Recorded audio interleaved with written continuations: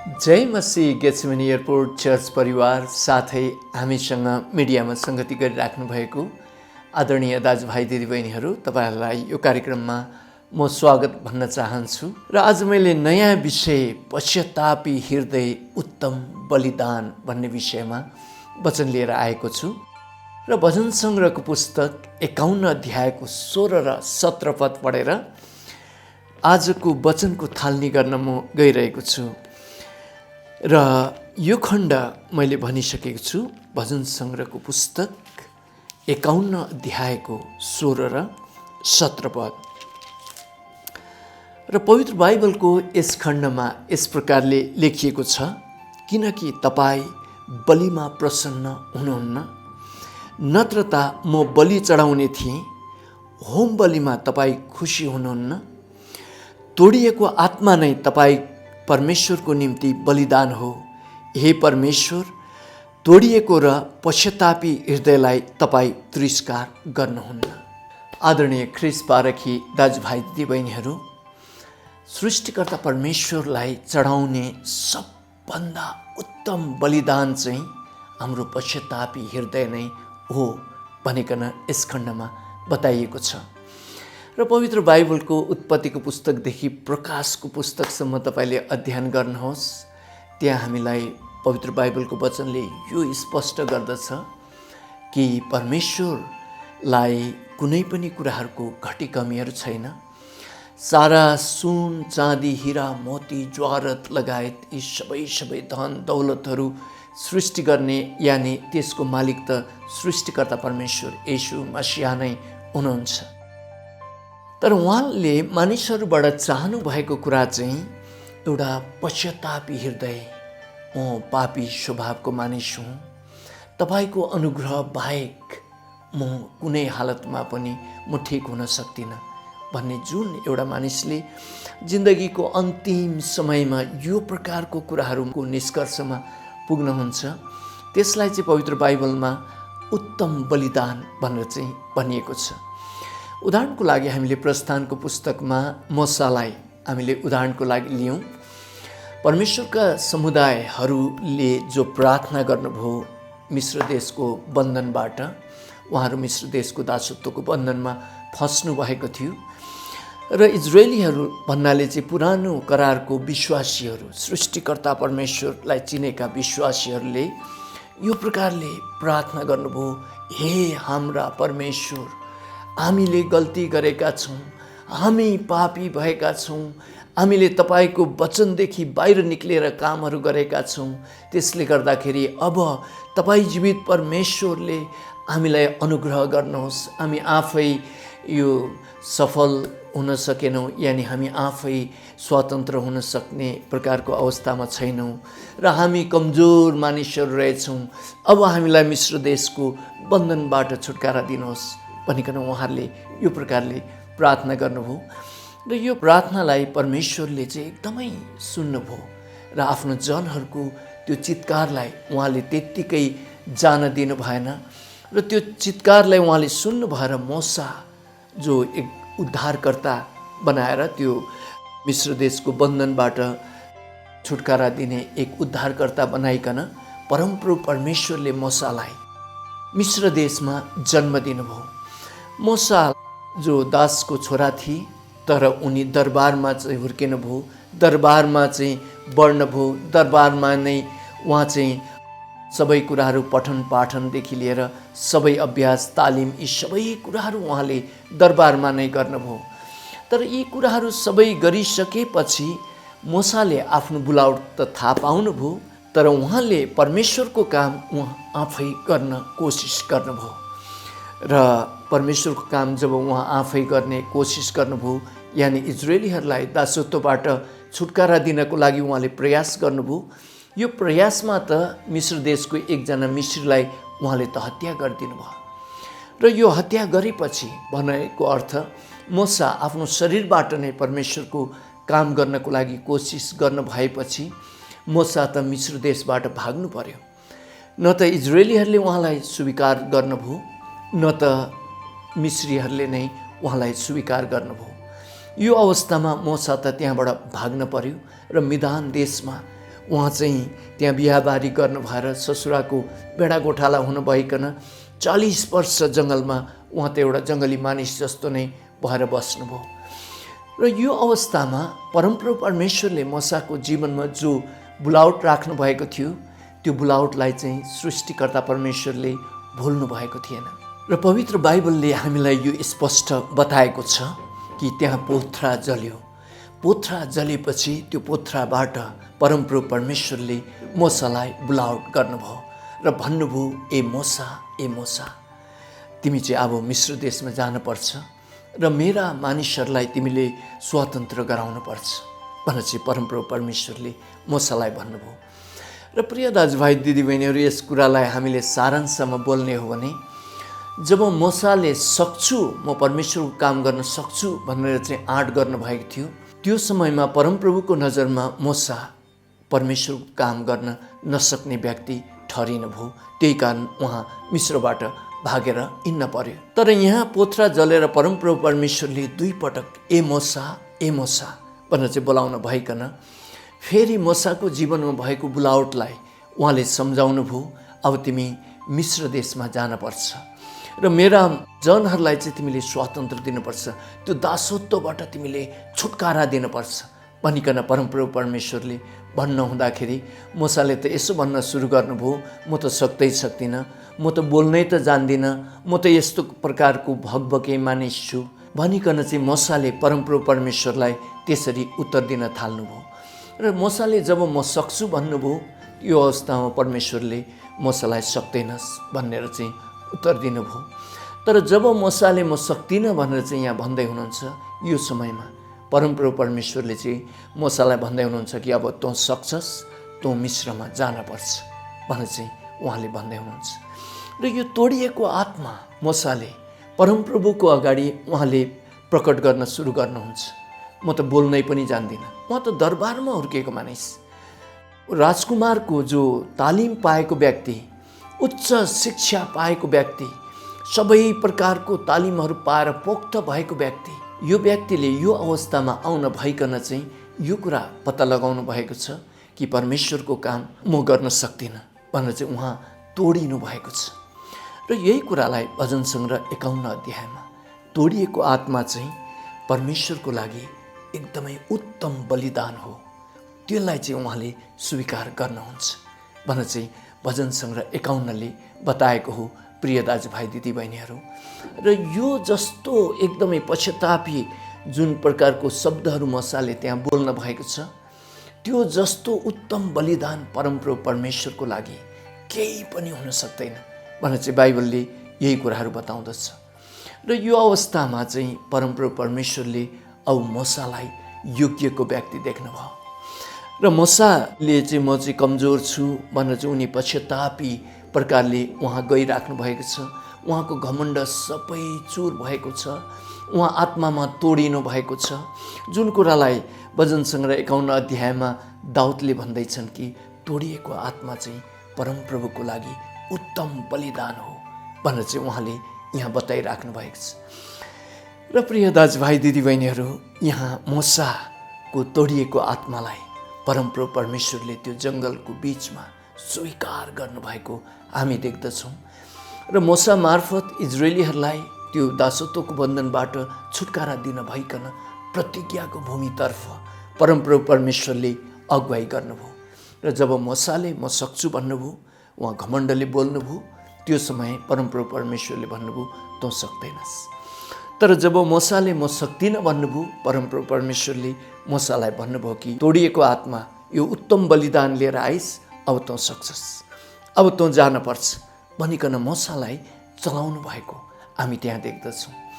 र यही कुरा दाउदले आफ्नो जीवनमा त्यही महसुस गर्नुभयो। प्रिय दाजुभाइ दिदीबहिनीहरू, त्यही कुरालाई दाउदले भजन सङ्ग्रहको पुस्तक 51 अध्यायको 16 र 17 पदमा उहाँले भन्दै हुनुहुन्छ कि तोडिएको आत्मा चाहिँ परमेश्वरको लागि उत्तम बलिदान हो। म प्रभुलाई के बलिदान चढाउँ? सबै कुरा त उहाँकै हो। म धरतीमा जति समय बस्छु, यो जग्गा मेरो हो भन्छु, त्यो पनि परमेश्वरकै हो, कारण म धरतीको लागि थाहै होइन। र यो चिज मेरो हो भन्छु, त्यो पनि मैले छोडेर जानै पर्छ। र परमेश्वरको थियो, परमेश्वरको रहनेछ र परमेश्वरको नै भइराख्नेछ। र अस्थायी रूपमा जो म यो मेरो हो भनेर भन्छु त्यसलाई त म छोडेर जानै पर्छ। र संसारमा भएका सबै कुराहरू पवित्र बाइबलले भनेको जस्तै परमेश्वरकै हो र परमेश्वरकै कुराहरू हामीले उहाँलाई बलिदान चढाउँदाखेरि त्यो पनि एउटा बलिदान त हो, तर सबभन्दा उच्च बलिदान चाहिँ हाम्रो हृदयको पश्चातापी आत्मा यानि तोडिएको आत्मा चाहिँ सृष्टिकर्ता परमेश्वरको निम्ति उत्तम बलिदान हुन्छ भनिकन बाइबलमा परमेश्वरको वचनले हामीलाई यो सिकाएको हो। र यही कुरा दाउदले आफ्नो जीवनमा यही कुरा अनुभव गर्नुभयो र पवित्र आत्माबाट उहाँले सुन्नुभयो, कलम मात्रै समात्नुभयो अनि यो सेतो कागजमा उहाँले त्यो उतारिदिनु भयो कि परमेश्वरको लागि चाहिँ सबभन्दा उत्तम बलिदान चाहिँ हाम्रो पश्चातापी हृदय नै हो भनिकन उहाँले यहाँ भन्नुभयो। यही कुरालाई पत्रुसले अनुभव गर्नुभयो। पत्रुसले म यो गर्न सक्छु, त्यो गर्न सक्छु, प्रभु तपाईँ क्रुसमा चढ्नु हुँदाखेरि, तपाईँ मर्नु हुँदाखेरि घाँटी मेरो तपाईँभन्दा अगाडि जान्छ, तपाईँ मर्नुभन्दा म अगाडि मर्छु भनेर चाहिँ त्यत्रो फुर्ती गर्ने व्यक्तिले त प्रभुलाई जब त्यहाँ चाहिँ पक्राउ गरियो, त्यहाँ कोर्राहरू लगाउन सुरु गरियो, उहाँलाई घृणा गर्न सुरु गरियो, त्यो समयमा त पत्रुसले भाले बाँच्न अघि 3 पटक म उहाँलाई चिन्दिनँ भनेर चाहिँ यो प्रकारले उहाँलाई इन्कार गर्नुभयो। र प्रिय दाजुभाइ दिदीबहिनीहरू, हाम्रो शारीरिक शक्ति, हाम्रो घमण्डले काम गर्दैन अन्तिम अवस्थामा। र प्रभुले पत्रुसलाई भन्नुभएको थियो, पत्रुस तिम्रो शरीरमा घमण्ड नगर, हेर तिमीले आज राति भाले बाँच्न अघि मलाई 3 पटक तिमीले इन्कार गर्नेछौ भनिकन पत्रुसलाई प्रभु येशूले भन्नुभएको थियो। नभन्दै त्यस्तै भयो र पत्रुस त्यो पश्चातापी हृदय लिएर धुरु धुरु रुए भनेर चाहिँ त्यहाँ लेखिएको छ जब त्यहाँ भाले बाँच्यो। र प्रिय दाजुभाइ दिदीबहिनीहरू, त्यही कुरा पत्रुसले यो महसुस गर्नुभयो, मैले शरीरमा गरिएको घमण्ड त बेकार रहेछ, म केही पनि गर्न नसक्ने व्यक्ति रहेछु र जे गर्नुभयो र जे गरियो प्रभुले नै मलाई सामर्थ्य दिनुभयो भने म गर्न सक्ने रहेछु, नभए त म गर्न नसक्ने रहेछु भनेर जब उहाँ भाले बाँचेपछि उहाँ धुरु धुरु रुनु भयो। त्यो चाहिँ पश्चातापी हृदय थियो। त्यही पश्चातापी हृदय चाहिँ परमप्रभुको लागि एउटा उत्तम बलिदान बन्न पुग्यो, जसको परिणामस्वरूप प्रभु येशूले पत्रुसलाई फेरि सेवाकाईमा दोस्रो मौका दिनुभयो। प्रिय दाजुभाइ दिदीबहिनीहरू, त्यही कारणले गर्दाखेरि उहाँले योहन्नाको पुस्तकको अन्तिमतिर भन्नुभयो कि मेरो पाठाहरूको हेरविचार गर भनेर चाहिँ उहाँले के पत्रुस तिमीले मलाई माया गर्छौ भनेर उहाँले दोहोऱ्याइ तेह्राइ यो प्रकारले सोध्नुभयो। र त्यहाँ 3 पटक ए पत्रुस के तिमी मलाई साँच्चै माया गर्छौ भनिकन प्रभुले 3 पटक सोध्नु भएको कुरा चाहिँ पत्रुसले 3 पटक इन्कार गर्नुभएको कारणले गर्दा प्रभुले पत्रुसलाई 3 पटक यो दोहोऱ्याएर सोध्नु भएको थियो भन्ने पनि मानिसहरूले यानि बाइबल वेत्ताहरूले यो भन्ने गर्दछन्। प्रिय दाजुभाइ दिदीबहिनीहरू, तर जब पत्रुस यो पश्चातापी हृदयमा आउनुभयो, यो अवस्थामा प्रभुले फेरि पत्रुसलाई स्वीकार गर्नुभयो र हाम्रो पश्चातापी हृदय चाहिँ परमेश्वरले स्वीकार गर्ने एउटा उच्च किसिमको उत्तम बलिदान बन्छ भनेर चाहिँ बाइबलले बताएको हो। एकपटकको कुरा हो, धन्यवादीको कुराहरूमा मेरो एकजना काका जो झापामा हुनुहुन्थ्यो, मैले बाइबल कलेज सिद्ध्याएर झापामा गाउँमै प्रभु येशूको विषयमा प्रचार प्रसार गर्दै जाँदाखेरि काकालाई चाहिँ ती कुराहरू मन परेन र उहाँले त्यस समय चौकीमा रिपोर्ट गर्नुभयो र मलाई चौकीले चाहिँ धरपक्राउ गर्ने भयो। त्यही अवस्थामा चाहिँ म भागेर काठमाडौँ पनि आएँ। तर उहाँ नै काका धेरै वर्षपछि जब म कोटेश्वरमा चर्चमा सेवाकाई गरिरहेको थिएँ, एक शनिबार त हाम्रो चर्च हल चाहिँ लामो कोठा, तर त्यति फराकिलो होइन, ठिक्क कोठाको आकारमा लामो थियो।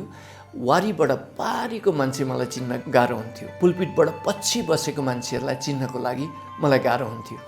र शनिबारको सङ्गति सक्यो, मैले सबैलाई जयमसी गर्दै हात मिलाउँदै गएँ र अन्तिममा एकजना नयाँ मान्छे मैले देखेँ। त्यो व्यक्ति चाहिँ उहाँ काका हुनुहुँदो रहेछ र म त छक्कै परेँ। मलाई त्यसरी नालिस हालेर म काठमाडौँ भाग्नुपर्ने अवस्था ल्याइदिने व्यक्ति आज चर्चको सेवामा बसिरहेको देख्दाखेरि मलाई अचम्म पनि लाग्यो र म त्यहाँ नजिकमा जाँदाखेरि चाहिँ उहाँले भन्नुभयो, छोरा तिमी चाहिँ धर्मी व्यक्ति छौ अरे भन्ने मैले सुनेको छु। मलाई पित्तको थैलीमा पत्थरी भएको रहेछ, त्यसले गर्दाखेरि म उपचार गर्नको लागि धेरै ठाउँ गएँ, मेरो पैसाले पुगेन, म त बिचल्नी परेँ, मलाई बचाऊ छोरा भनेर चाहिँ उहाँले यसरी भन्नुभयो। अनि मैले भने म अस्पताल त जान्दिनँ, अस्पतालहरूको त्यो प्रकारको सम्पर्क त छैन, म तपाईँको लागि प्रार्थना गरिदिनेछु। साथै कोही डक्टरहरू त्यस प्रकारले फेला परेको खण्डमा म तपाईँलाई प्रभुले डक्टर जुटाउनु भयो भने तपाईँको उपचारमा म सहायता गर्नेछु भने चाहिँ मैले काकालाई त्यो भने र उहाँ यहाँ जहाँ बसिराख्नु भएको थियो त्यो ठेगाना लिएँ। र पछि मैले खोज्दै जाँदाखेरि त एकजना मिसनरी डाक्टर डिक म्याट्रन भनेर चाहिँ एक अमेरिकन डाक्टर हुनुहुन्थ्यो। उहाँलाई मैले काकाको विषयमा यसरी गरिब हुनुहुन्छ, उपचार गराउन सक्नु भएन, अपरेसन गराउन सक्नु भएन भनेर भनेपछि म गरिदिन्छु भनेर डाक्टर साहबले भन्नुभयो। त्यसपछि उहाँ काकालाई मैले त्यो अपरेसन गराएँ, उपचार गराएर घर पठाइदिएँ, अर्थात् गाउँ पठाइदिएँ। र पछि म फेरि गाउँ फर्केर जाँदाखेरि उहाँले चाहिँ एउटा धन्यवादी उहाँको हृदयमा भएको होला। यो चाहिँ मेरो लागि पनि एउटा उत्तम बलिदान जस्तो नै लाग्यो, मैले महसुस गरेको कुरा मानव शरीरमा। उहाँ चाहिँ मेरो वरिपरि बाँदर जस्तो नै ब्रुक ब्रुक उफ्रिएर यसले मेरो जिन्दगी बचायो भन्दै त्यसरी उहाँ चाहिँ वरिपरि उफ्रिनुहुन्थ्यो र धन्यवादी हुनुभयो। पहिला उहाँले नै त्यो गाउँमा यो इसाई भयो भनेर चाहिँ नराम्रो कुरा गरेर हिँड्नु भएको थियो। पछि गएर उहाँले नै सबैलाई यो मेरो भतिज त असाध्यै राम्रो मान्छे रहेछ, मेरो जिन्दगी यसले बचाइदियो भनेर चाहिँ उहाँले नै गाउँमा जताततै यो असल खबर फैलाउन सुरु गर्नुभयो। र त्यो समय मैले जो उहाँको हृदयमा एउटा पश्चातापीपना देखेँ, म मान्छेले पनि एउटा महसुस के गरेँ भने उहाँले धन्यवादी भएर मलाई चाहिँ 2 किलो फलफुल किनेर लिएर आउनु भएको भए पनि म त्यति खुसी हुने थिइनँ। उहाँले चाहिँ मलाई 1000-2000 रुपियाँ चाहिँ यसरी फ्रीमा अपरेसन गराइदियो भन्ने हिसाबमा दिनुभएको भए पनि म त्यस्तो प्रकारको खुसी हुने थिइनँ। तर जुन प्रकारले उहाँले एक प्रकारको आफ्नो निर्दोषपनामा त्यो प्रकारले उफ्रिएर उहाँले धन्यवादीपनाहरू देखाउनु भयो, त्यो चाहिँ मेरो लागि एउटा एकदम उच्च प्रकारको धन्यवादीपना जस्तो मलाई लाग्दथ्यो। प्रिय दाजुभाइ दिदीबहिनीहरू, र प्रभुलाई विश्वास नगरेको मानिसमा जुन प्रकारले एउटा पश्चातापी, मैले यो मान्छेलाई बडो गल्ती गरेछु जिन्दगीमा, पछि गएर त यही व्यक्तिले नै मलाई चाहिँ सहारा पुर्यायो भनेर चाहिँ जुन प्रकारले उहाँले प्रकट गरिराख्नु भएको थियो, त्यो चाहिँ म एउटा मान्छे, कमजोर मान्छे, पापी स्वभाव भएको मान्छेलाई पनि त्यो प्रकारको महसुस भयो। प्रिय दाजुभाइ दिदीबहिनीहरू, भने परमेश्वरलाई पनि हाम्रो जो पश्चातापी हृदय लिएर, तोडिएको आत्मा लिएर जब हामी उहाँको अगाडि प्रस्तुत हुँदछौँ, त्यसलाई चाहिँ पवित्र बाइबलले उत्तम बलिदान भनेर बताएको छ। र हामी पनि यही प्रकारले प्रभुको अघि प्रस्तुत हुन पर्दछ भनिकन बाइबलले बताएको हो। यति भन्दै म टेक दाहाल आजको वचनबाट बिदा हुन्छु। जय मसीह।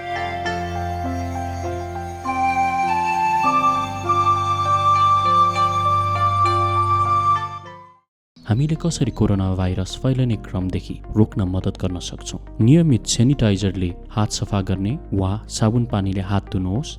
साबुन पानीले नधुएको हातले आँखाहरू, नाक र मुख नछुनुहोस्। 6 फिट जति सामाजिक दूरी कायम राख्नुहोस्।